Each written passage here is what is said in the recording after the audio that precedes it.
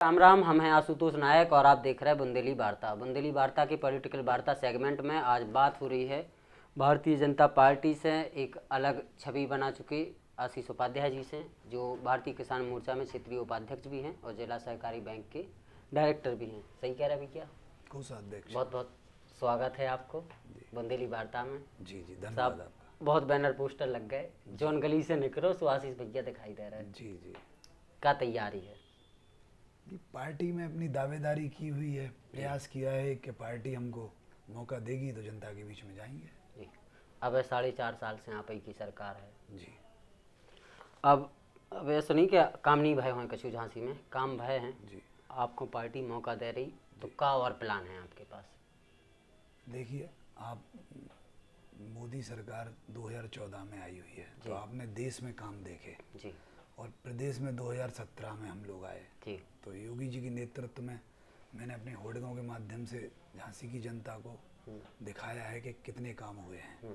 चाहे defence corridor हो, चाहे बुंदेलखंड एक्सप्रेस वे हो जी, चाहे वैक्सीनेशन फ्री में हो, चाहे गरीब कल्याण योजना हो, चाहे हर घर में नल से जल हो, काम तो इतने हो ही रहे हैं। बाकी मौका जनता 2022 में भी मुझको लगता है योगी जी को देगी, तो जो योगी जी के नेतृत्व में निर्देश मिलेंगे कार्यकर्ताओं के नाते वो हम लोग पूरा करेंगे। इसके अलावा अभी जो अगला चुनाव हुआ था 17 का, उसमें देखा गया है कि वो तो भैया मोदी जी की लहर चल रही थी, जीत गया, किसी को भी लड़ा दिया बोले वो भी जीत गया। अब एक वक्त है हिसाब किताब का, तो पहले तो मोदी जी की हवा में जीत गए, अब तो काम पे जीतोगे, जो काम किया होगा। बिल्कुल। तो अगली बार आपके पास भी बताने को कोई काम रहे जी। वो कौन से काम करेंगे आशीष जी को, यदि मौका मिलता है, झांसी की जनता भरोसा जताती है और विधानसभा में पहुंचाती है, तो आशीष जी के पास कौन से काम रहेंगे बताने को? कि हमने कर दिया, ये क्या प्लान है? ये आपका जो प्रश्न है ये मुझको थोड़ा कठिन इसीलिए लग रहा है। एक काम बताने को मैंने अभी आपको पूर्व में भी काम बताए, अब काम ज़्यादा बसते नहीं हैं। इसके पहले ही ग्वालियर रोड का उद्घाटन अभी कुछ ही दिन पहले हो चुका है। झांसी में स्मार्ट सिटी के माध्यम से रोड चौड़ीकरण हो रहा है, लाइटों का हर गली में रोशनीकरण आप देख रहे हैं, भ्रष्टाचार मुक्त प्रदेश हो रहा है, गुंडा बदमाश की स्थिति आप दिन ब दिन देखते जा रहे हैं।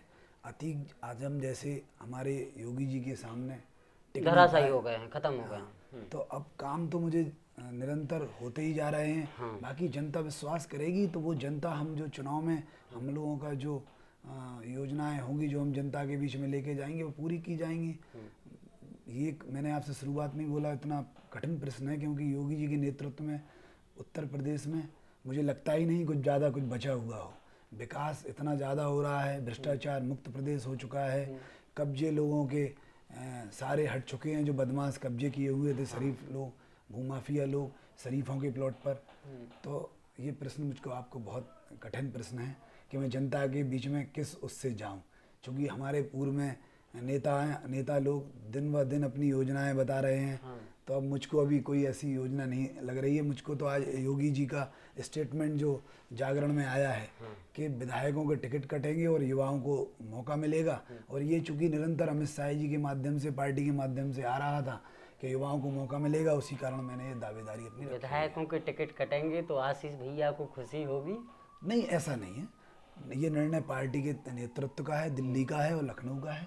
हम तो जो अखबारों के माध्यम से और चैनलों के माध्यम से सुनते रहते हैं वही आपसे चर्चा कर रहे हैं। काम अच्छा होगा तो किसी का टिकट नहीं कटना है। विधायकों का टिकट कटने की जो बात आ रही है, कहीं ना कहीं विधायकों का रिपोर्ट कार्ड खराब है। ऊपर से मोदी जी और योगी जी ने पूरा प्रयास किया कि जनता के लिए अच्छा कुछ पहुँचे, अच्छा विकास हो, कुछ नई चीज़ आए, गुंडागिर्दी खत्म कर दी, जो ऊपर स्तर से जो कुछ हो सकता था वो किया जी। ठीक। पहले कहते नहीं है, डॉक्टर ने यदि नब्ज पकड़ ली तो आधा कष्ट दूर हो गया मरीज का। जी जी। सुन ली उसकी समस्या तो और हो गया और निपटा दी। मतलब समस्या खत्म होने से पहले यदि उसको अच्छे से सुन लो तो समस्या खत्म है। आपके कई विधायकों पर आरोप रहते हैं कि वो आते ही नहीं है, गाड़ियों से ही उतरते हैं। भैया 5 साल चुनाव पहले आए थे, अब फिर आए ही नहीं, तो ऐसा रिपोर्ट है। तो इसी वजह से शायद कट रहा हो, इसी वजह से शायद आशीष भैया को मौका मिले।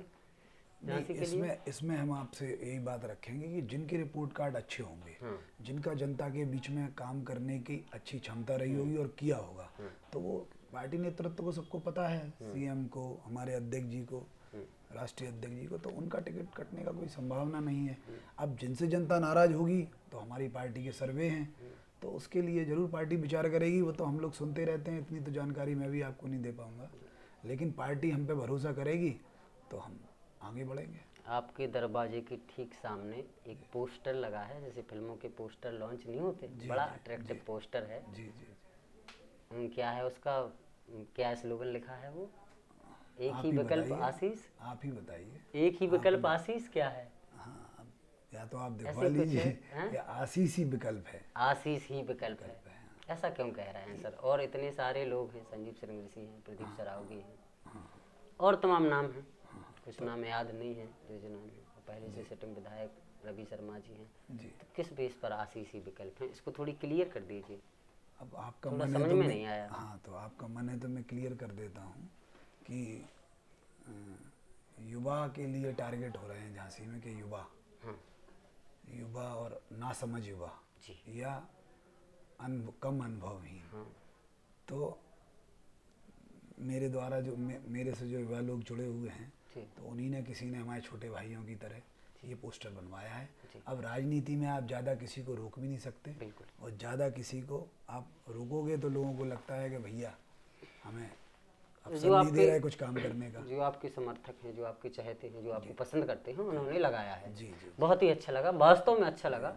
उसकी जो डिजाइन है, उसका जो लुक है, हम लोग भी क्योंकि अपने बुंदेली वार्ता के लिए अलग अलग वो करते हैं डिजाइन, तो जब आपके उस पर नज़र पड़ी तो टिक्के रह गई, वहाँ जाके फिर पढ़ा उसको, बहुत अच्छा लगा।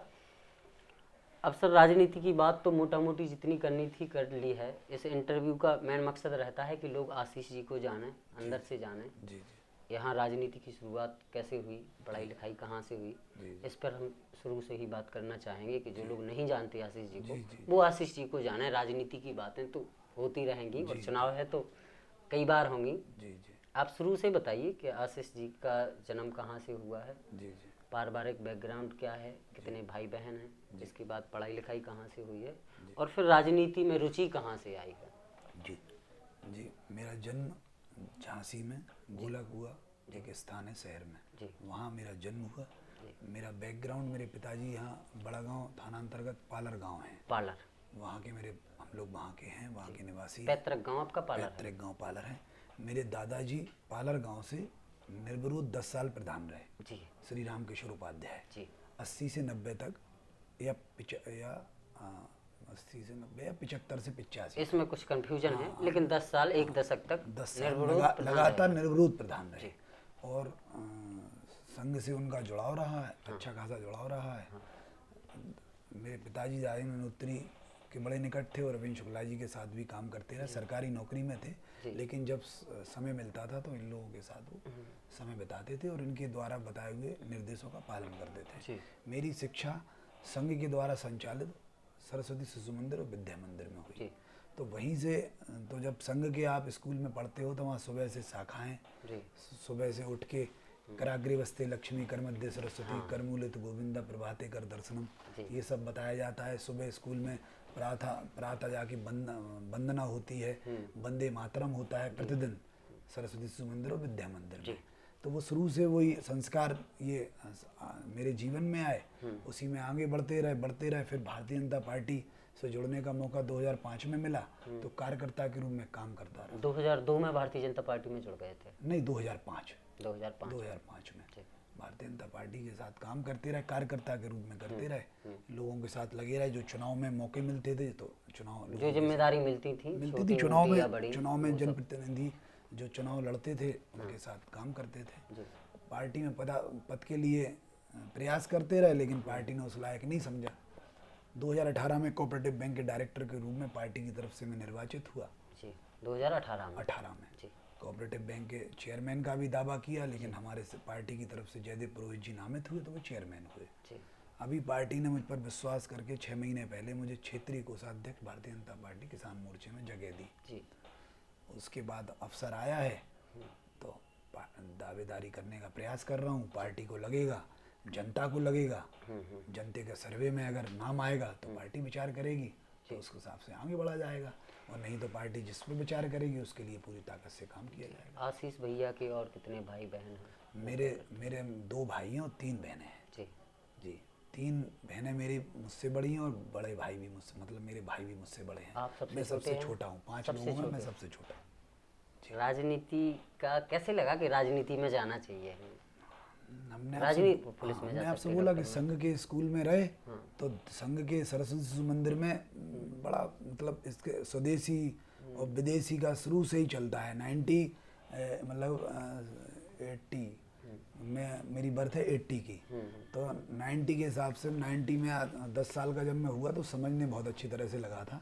तो हमारे स्कूल में कैंप लगते थे, संघ की शाखाएं लगती थी, और भाजपा के संघ के प्रचारक लोग हर 10, 15, 20 दिन में कुछ ना कुछ डायरेक्शन करने आते थे। तो उस समय स्वदेशी का बड़ा वो चला था कि स्वदेशी यूज़ कीजिए आप, साबुन, तेल, पेस्ट, ये सब स्वदेशी अप्लाई कीजिए। तब से ये जुनून उस स्कूल में ही पढ़ने से आया, तो भाजपा में बड़ी मन आकर्षित हो गया था। फिर 92 में ये मंदिर वाला जो प्रकरण चला, तो वो तो देश में एक लहर आई थी, और हम स्कूल में पढ़ते रहे 96 तक विद्या मंदिर में, वानी देवी गोयल सारे लोग जुड़े रहे, तो वो शुरू से जज्बा था ही। 5 में मौका मिला, 5 में 2004 में राजेंद्र नूत्री जी के चुनाव में मेरे गोलक हुआ कुछ लोग थे, तो उनने प्रेरणा दी कि चलो चुनाव में जरा काम करें। तो उस समय ये सोशल मीडिया और व्हाट्सएप तो होते नहीं थे, ढोल नगाड़े होते थे, और टैक्सी पे भोंपू लग के प्रचार होता था। तो हम लोग टैक्सी में बैठ के, शौक भी कह लो और मन भी होता था कि बीजेपी का प्रचार करें। तो ऐसे फिर लोग मिलते चले गए। चुनाव में आपको नए नए लोग मिलते हैं, तो लोग मिलते चले गए। उस दौरान फिर जुड़ गए, कहीं रविंद्र शुक्ला जी से जुड़ गए, कहीं राजेंद्र नूत्री जी के बेटे से जुड़ गए। बेटा, चूंकि राजेंद्र नूत्री का बेटा आशीष अग्निहोत्री मेरे साथ भानी देवी गोयल में पढ़े हैं, तो हम लोग दोनों बचपन के दोस्त हैं। तो उस दौरान उस कारण भी हम उनके पारिवारिक जुड़े हुए थे। तो ऐसे बस भाजपा में जुड़ा हो गया। फिर ईश्वर की व्यवस्था है आशुतोष जी, कहाँ आपको ले जाना है ये तय परमात्मा करता है। तो इस स्थिति में खड़े हो गए। जब किसी टैक्सी में खड़े होकर भोंपू पे चिल्लाते हैं, नारे लगाते हैं, उस समय मैं भी छोटा था, तो लगता था कि एक झंडा मिल जाए, मैं अपनी छत पे लगा लूं। मुझे बिल्कुल मतलब नहीं था कि वो झंडा किसका है, मैं ये भी नहीं जानता था कि पार्टियां कौन कौन सी, मुझे तो झंडा चाहिए, झंडा और डंडा। अच्छा, तो क्या आपको ये अंतर पता था जब आप राजनीति में ये सब करने लगे? हमने बोला ना आपसे कि मैं लगभग 84 या 85 में सरस्वती शिशु मंदिर में भर्ती हो गया था। मेरे पापा ने दतिया गेट बाहर जो सरस्वती शिशु मंदिर है आज भी है, उसमें हमारे पिताजी ने हमारा एडमिशन कराया था। तो ये फर्क पता था झंडे का कि हम भाजपा के लिए काम कर रहे थे? उस समय नहीं था ना, नारे हम भाजपा के लगा रहे हैं। 85 में नहीं था ना। लेकिन जब मैंने आपसे बोला ना 10 साल 90 के आसपास जब हमें भगवान ने बुद्धि दी, तो फिर वहाँ चूंकि शुरू से ही संस्कार सिस्टम है, देश का जज्बा है। उन स्कूलों में देश प्रेम सिखाया जाता है, ईश्वर की आराधना सिखाई जाती है, भोजन खाने के पहले भोजन मंत्र पढ़ना पड़ता है। स्कूल के मतलब जब आप स्कूल में एंट्री करते हो तो वंदना होती है, जब आप स्कूल को पूर्ण कर लेते हो, जब छुट्टी होती है तो वहाँ वंदे मातरम होता है, प्रतिदिन होता है ये सब।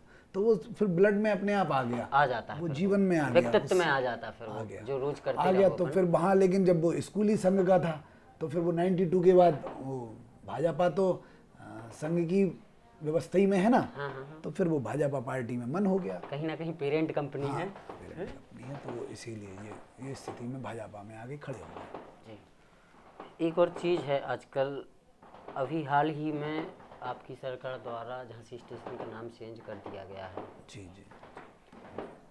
तो इसका कुछ फ़ायदा होने वाला है?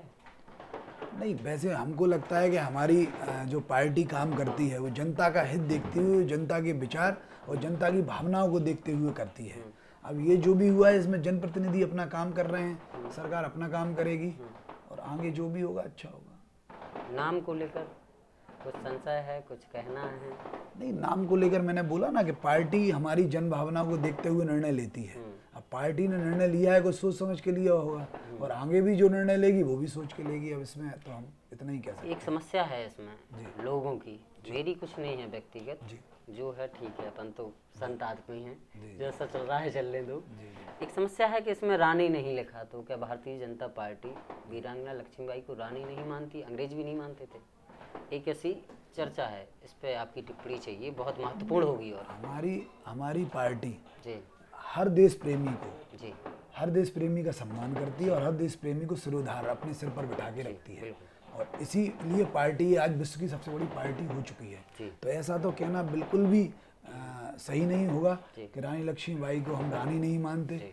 वो तो पूरे राष्ट्र में, पूरे विश्व में सिरोधार्य हैं और सम्मान उनका पूरे विश्व में है। और मोदी जी ने अभी इतना बड़ा प्रोग्राम झांसी की रानी के नाम से ही उन्हें जानते हैं सब लोग पूरे विश्व में। जानते हैं, और मोदी जी ने भी आके किले पर जो किया है वो उन्हीं के सम्मान में सब कुछ किया है। तो ये तो हम लोग उनको बहुत सम्मान देते हैं और प्रेरणा स्रोत है हमारे। रानी और लिखवा देती सरकार। अब वो काम कुछ तो लोगों की वो मांग काम है। दिल्ली का है, वो काम दिल्ली का है और जन भावना की कद्र करते हुए विचार होगा उस पर। उस पर विचार हो सकता है यदि ऐसी अभी कोई बात अभी आती है अभी आज के अखबार में हमने कहीं पढ़ा है कि जनप्रतिनिधि ने, हमारे झांसी विधायक ने लिखा है पार्टी गौर करेगी। तो। अच्छा, लिख के दिया है। हाँ, हमारे सदर विधायक जी ने उसको लिखा है, संज्ञान में लिया है, जन भावनाओं की कद्र करते हुए। अब देखिए पार्टी क्या निर्णय लेती है, पार्टी नहीं सरकार क्या निर्णय लेती है। क्योंकि अपन झांसी और बुंदेलखंड के लिए काम कर रहे हैं, जी जी तो इन मुद्दों पर बात होनी भी जरूरी हो जी, जाती बिल्कुल है। बिल्कुल।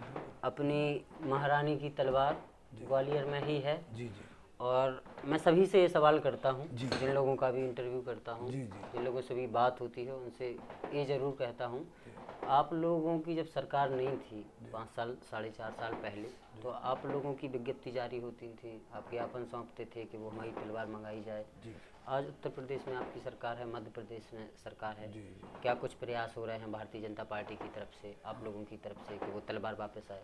जी जी। अभी कई लोगों ने, कई जनप्रतिनिधियों ने और कई सामाजिक संगठनों ने और जागरण, हिंदू जागरण मंच, कई तरह के लोगों ने और कई प्रेस वालों ने भी अभियान चलाया था पिछले कुछ दिनों पहले। तो लग रहा है कि प्रयास सार्थक होगा। जी। बाकी निर्णय तो ऊपर वालों को करना है और मुझे लगता है निर्णय झांसी के हित में होगा। एक और मेरी अंदर से वो है कि जब कोई सोचता है दिल्ली में बैठा आदमी या कहीं देश के किसी और शहर में बैठा आदमी या विदेश से भी कई लोग यहाँ घूमने आते हैं, पर्यटक आते हैं, वो सोचते हैं कि झांसी से निकल रहे हैं, झांसी शहर कैसा होगा।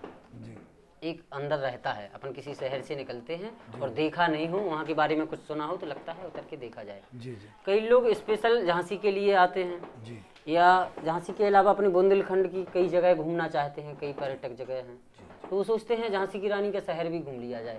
लेकिन यहाँ कुछ उसे ऐसा दिखता नहीं है, वो बाईपास हो लेता है खजुराहो की तरफ, ओरछा की तरफ। जी जी तो यहाँ पर्यटक के लिए, पर्यटन के लिए कुछ एक रुकने की व्यवस्था पर्यटन के क्षेत्र में और वो होनी चाहिए। जी इसके लिए अभी तो कोई सार्थक प्रयास मुझे नज़र नहीं आया। जी जी, इसमें होना चाहिए कुछ ऐसा।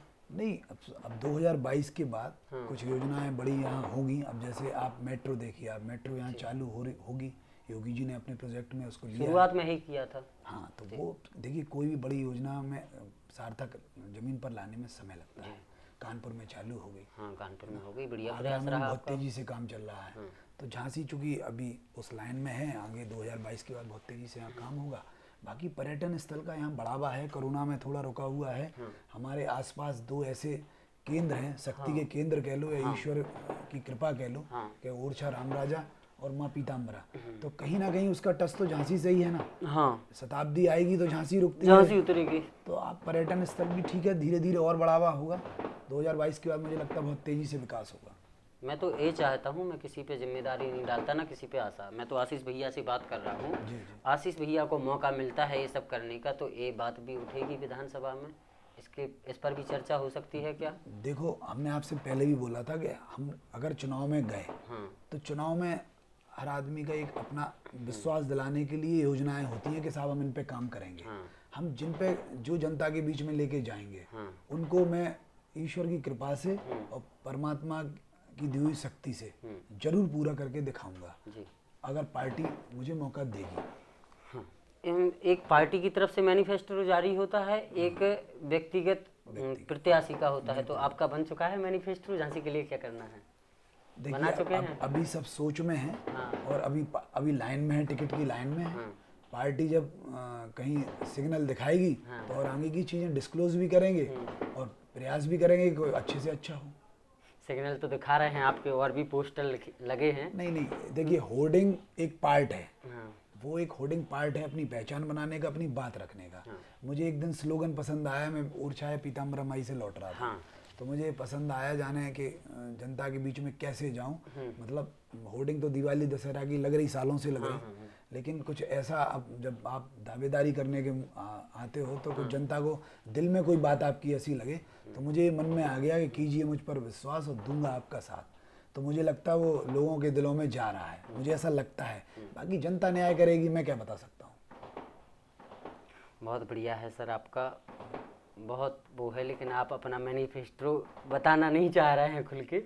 ये हमें पता है कि बन गया होगा, कागज़ पे उतर गया, केवल पंपलेट छपने होंगे डिजाइनर के पास जाके, पूरा खाका तैयार होगा आपके पास। देखिए आप लोग पत्रकार हैं, आप बड़े मुर्दे भी उखाड़ते हैं। हाँ। बाकी पहले मैंने आपसे बोला ना, पार्टी आगे बढ़ाएगी तो बहुत कुछ होगा, और पार्टी कहेगी नहीं आपको इनके पीछे लगना है, तो फिर उसके लिए काम किया जाएगा, उसके मैनिफेस्टो में वो जोड़ा जाएगा जो हमारा है, इसमें क्या है। अच्छा, मौका भी नहीं मिल रहा तो अपनी योजना क्या कराना है वो करा लेंगे। जो पार्टी जिसको आगे लाएंगे उसके पीछे हम खड़े होंगे। सही बात है, बहुत बढ़िया है कार्यक्रम एकदम। और बताओ सर, व्यापार वगैरह आमदनी की कैसी क्या व्यापार साहब, हम जमीन का काम है हमारा जी, और ईश्वरी कृपा से दाल रोटी का संकट नहीं है। रियल एस्टेट का काम है। हाँ जी, नहीं जमीन का है, रियल एस्टेट बड़ा काम होता है, हमारा छोटा काम है जमीन का, रियल एस्टेट का काम नहीं है, जमीन का काम है। जमीन का काम है भैया का। प्लॉट बेचते हैं जी। और वो भगवान की कृपा से चल रहा है, लेकिन कोरोना काल में सब थोड़ा शांत थोड़ा हर व्यापार थोड़ा सा मंदा पड़ गया है। हुआ है, और पिछले कई टाइम से लगभग 1 आध साल से ज़्यादा सक्रिय हो गए। पहले थोड़ा पार्ट टाइम में। रियल एस्टेट से एक चीज़ और याद आई मुझे जी।